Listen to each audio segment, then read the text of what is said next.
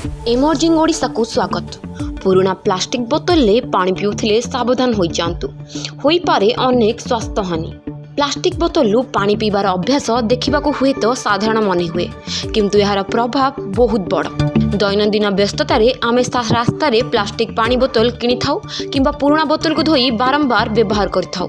जदि आपण मध्य समान काम करुछंती तेबे वर्तमान एहाकु बंद करिवार समय आसी जाइछे। एही बोतल गुडी को साधारणतः मन हुए, किंतु सेथिरे लुचि रहितबा विपद आमर स्वास्थ्य एवं परिवेश को अनेक क्षति पहुंचाई थाए। सबुठारु चिंतार विषय हेउछि जे एही बोतल आम पानीय जल रे माइक्रोप्लास्टिक पहुंचे। माइक्रोप्लास्टिक हेउछि बहुत छोट प्लास्टिक कणिका, जहा 5 मिमी भी छोट। आजिर समय रे केवल प्लास्टिक बोतल नुहे, समुद्र, नदी, ह्रद एवं वायु मध्य माइक्रोप्लास्टिक रे परिपूर्ण। तेबे चलंतु जानिबा एही माइक्रोप्लास्टिक शरीर को किपरि भाबरे प्रभावित करे।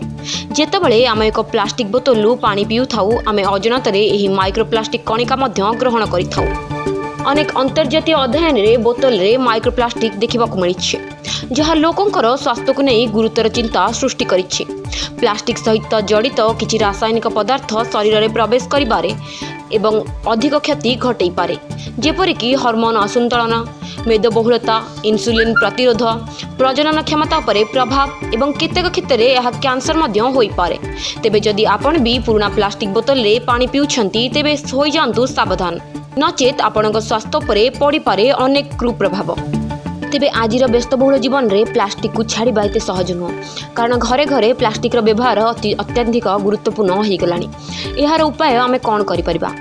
तेबे चलंतु जानिबा एही प्लास्टिक को एड़ाई पई आम कौन करिपरिबा। सर्वप्रथमे प्लास्टिक बोतल को छाड़ी स्टील किंबा काच बोतल व्यवहार करबा। द्वितीयतः एक वाटर फिल्टरेशन सिस्टम व्यवहार करंतु, जहाँ जल में प्रदूषण को ह्रास करिपरिबो, विशेषकर माइक्रोप्लास्टिक को।